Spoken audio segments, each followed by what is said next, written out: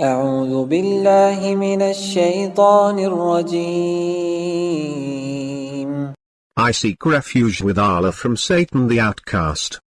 يوم ندعو كل أناس بإمامهم فمن أوتي كتابه بيمينه فأولئك يقرؤون كتابهم ولا يظلمون فتيلا.